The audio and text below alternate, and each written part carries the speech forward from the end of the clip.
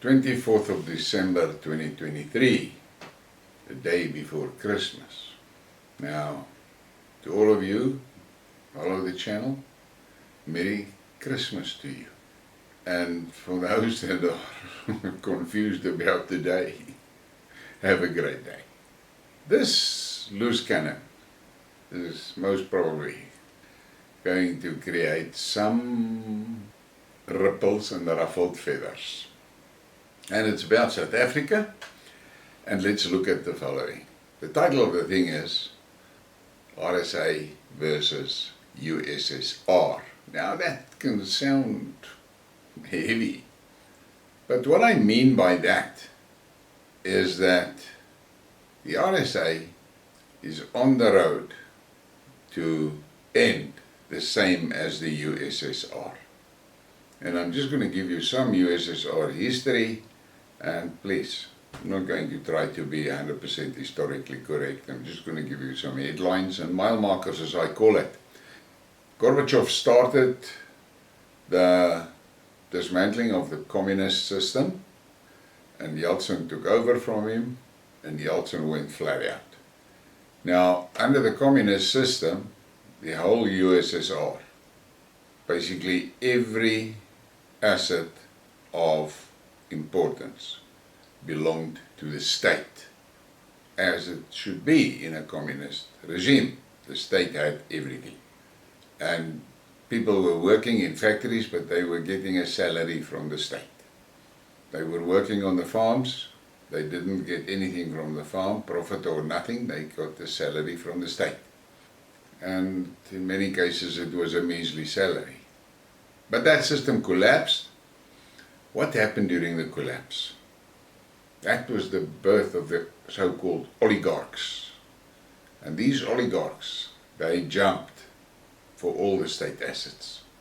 The state assets were privatized at a hell of a speed, and corruption was rife. And many oligarchs got hold of vital assets for nothing, basically. But these oligarchs, they knew that they needed protection for themselves and for their assets. So they established these gangs, mafia type of gangs, all over Russia. So the Russian population was bullied and brutalized by these gangs, while the oligarchs were reaping whatever they could get out of those previously state-owned assets. And many of those assets collapsed as far as employment was concerned and so forth, because those oligarchs were selling the raw materials to the West instead of refining and working on it in the factories of this old Soviet Union.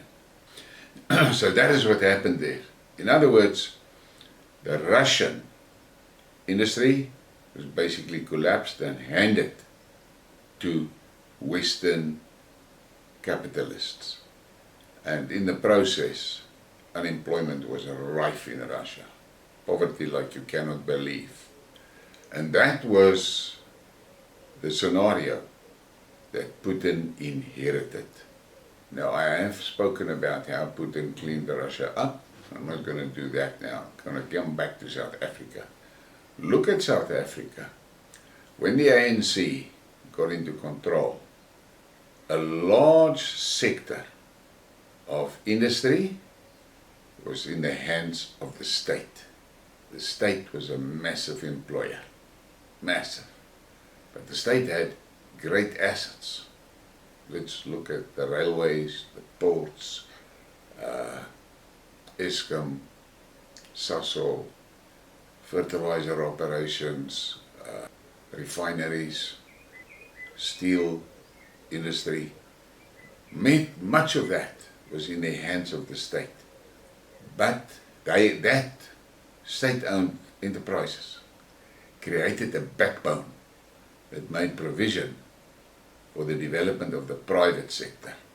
Now, the large private sector, it was a large private sector, and there were millions of small businesses.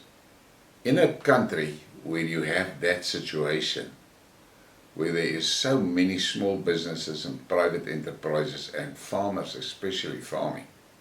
You cannot control the population or bully the population because they've got alternatives to the state. So what did this ANC do? They started privatizing the state-owned stuff. And they didn't do a formal privatization. It was all underhand deals and shares transfers and shit like that. Today we sit with a situation that the state has got very little assets left. The only real asset of value that is visible is Eskom. The rest of the stuff has all been pillaged and pilfered into other corporations and stuff, in which this ANC created oligarch fraternity is creaming it, plus the XXX gang with the Stellenbosch crowd, as we all know. They are now basically in control of everything. A very disturbing thing that you have to take note of is this creation of the so-called mega farmers. Because what is actually happening there, it is XXX sponsored farmers that are just swallowing up their small farm independent neighbors. And it gets built into these massive blocks. You know as well as I know that ZZ2 is controlling the tomato market. ZZ2 destroyed thousands, if not millions, of small tomato growers. And that should worry you, because now you have a situation that these mega farmers can decide next season not to plant, and that's the end of it. Famine in South Africa. Because the independent farmers that are there will struggle to provide what the nation needs. Plus these independent farmers are really under severe pressure. And that is the privatization and the creation of the oligarchs. Exactly like it happened in the USSR. Now the last state asset of value is the Eskom grid. And 2 weeks ago we saw that thing from the World Bank where they gave Cyril money again, and they encouraged the chunking out of the grid out of Eskom. And they did that because the World Bank, it seems to me, they took that grid as security against that loan. Why is that grid so important? Well, the owner of the grid can switch the whole region off with one switch. And then you must look around you, the activities of the gangsters. These oligarch soldiers are becoming, every day, there's more signs and signals about how they operate. We know that they are running a massive operation in Eskom. We know they're in the road transport. We know they're in the ports. We know that. We see them in the civic councils.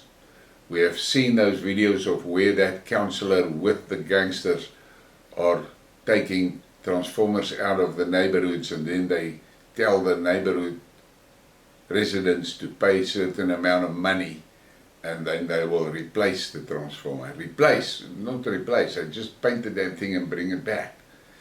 So, and the most visible one in the past few days was that pulse up down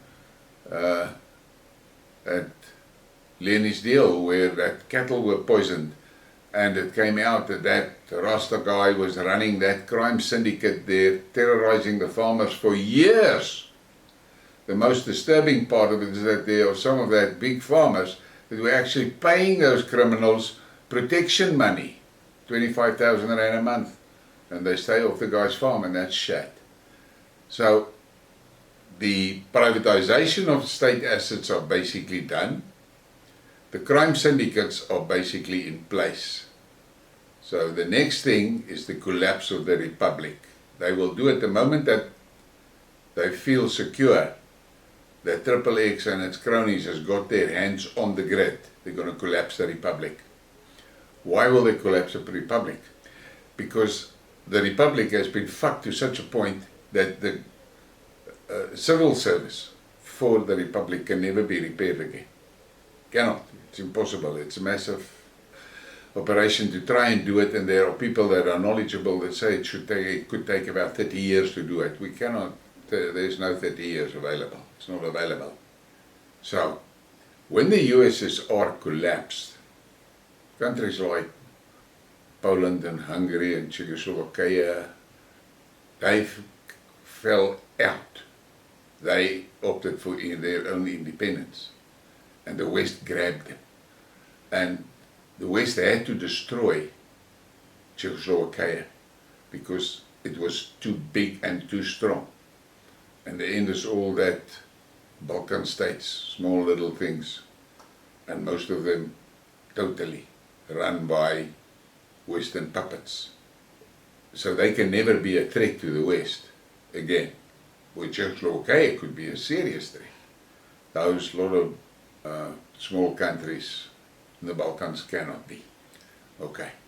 Then you add into more east all the stans, Tajikistan, Uzbekistan, Kazakhstan and all those.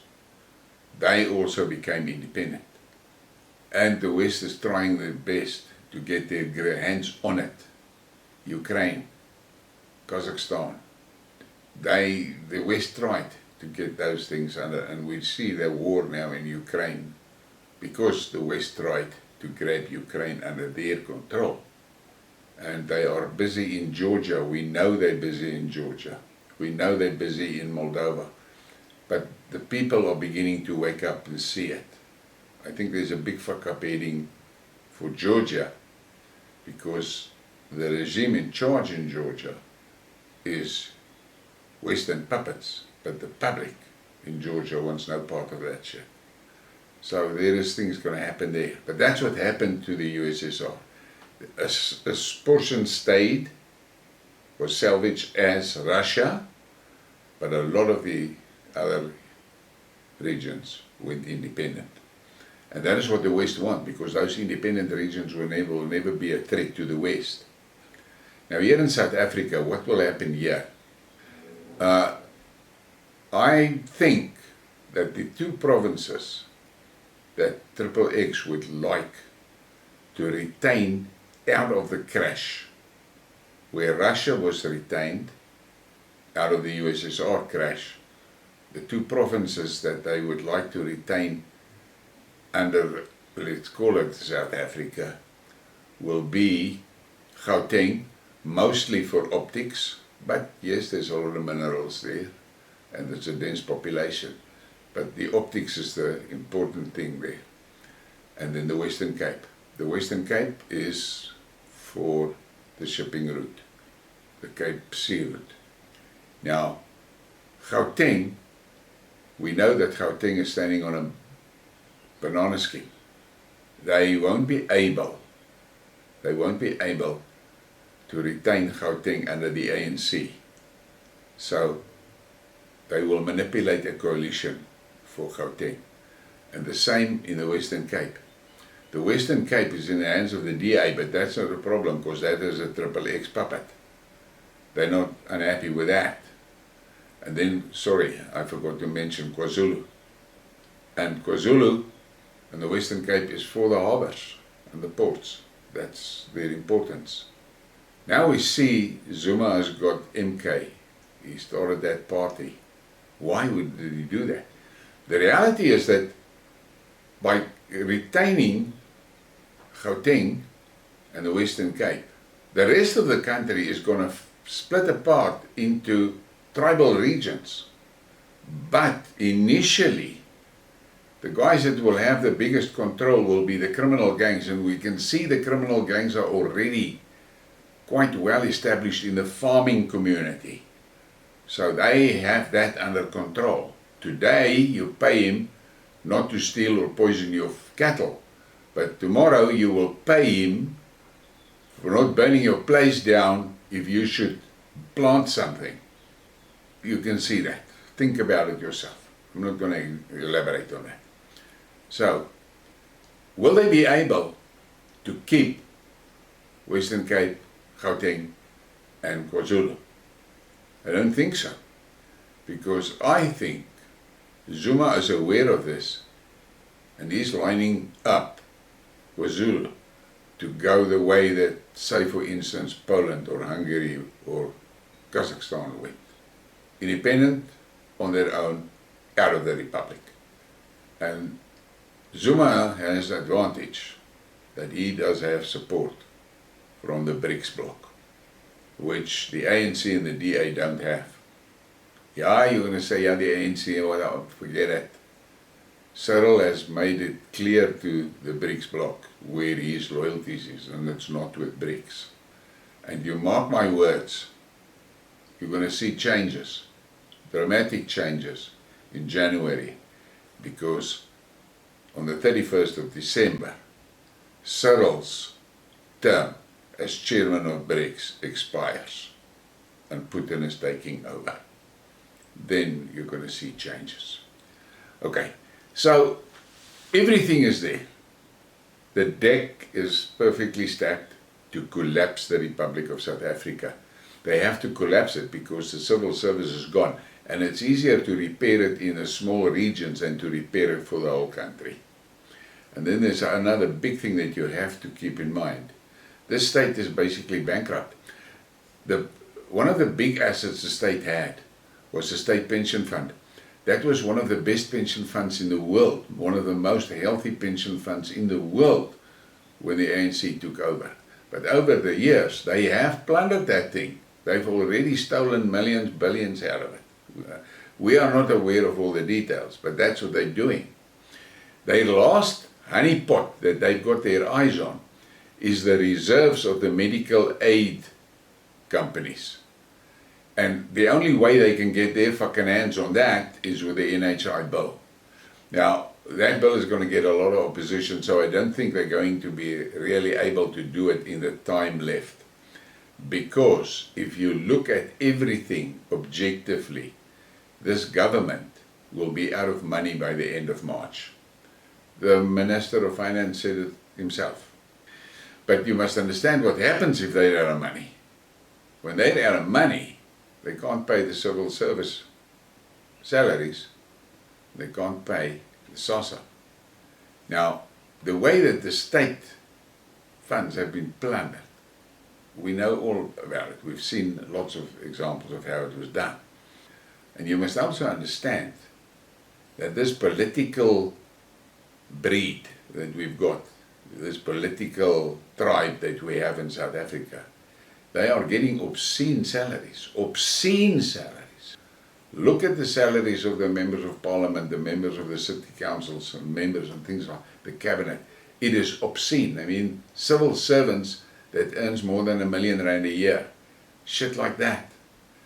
It is unbelievable. But all of that is going to collapse. All of that will collapse. So I would say, for South Africans, you have to get yourself mentally prepared for the collapse of the Republic. The problem is, who is going to grab what?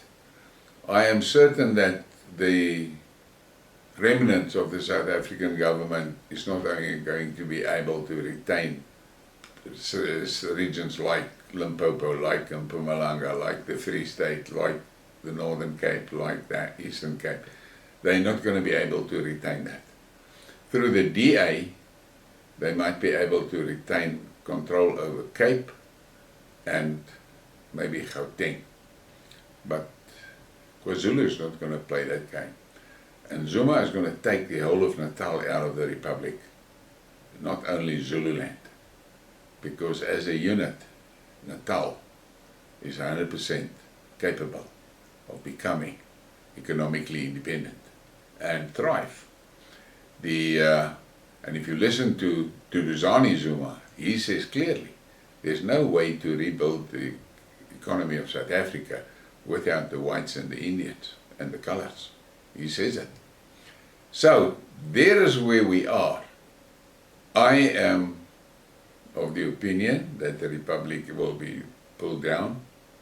The last hurdle is the Eskom grid, but there's a reality, and that is the financial side. The state is bankrupt.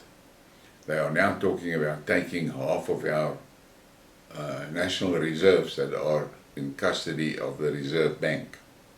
But as I discussed in that discussion with Herman Lombard, and we discussed it, we don't know how much of that is not already been given as security for loans and so forth. So what is actually available there, we don't know. So think about these things and be concerned. And that is why it's important that you find your tribe and that you make sure that in your communities you are prepared for this collapse. Because the moment the central government collapses, the first wave is going to be crime syndicates, gangsters, warlords. You stay in a suburb and you'll wake up the next morning and so will have his soldiers knocking on your door and telling you what you have to pay them for your house not to be burned down or for you not to be killed or cock like that. That is coming. So be prepared for that. It's only tribes that will survive. Only the tribes will survive. The cosmopolitans are going to be in deep shit, the same as they're going to be in the shit in Europe and in America. The cosmopolitans are going to be in the shit. The people that are connected to a tribe, and I'm going to say it again, don't see a tribe in the old primitive way. A suburb of mixed people, but they have the same values, can be a tribe. And that suburb can stand together and protect their suburb. Because that's what you'll have to do. Everyone will have to get involved with the community to protect the community's, let's call it the community's land, community's tribal lands. That's what you'll have to do. If you cannot do that, the gangsters are going to eat you alive. Okay? Have a great day. Enjoy it. And again, Merry Christmas. And to those that don't believe in it, have a great day. Please give me a like and a subscribe and share the thing. Thank you for your support.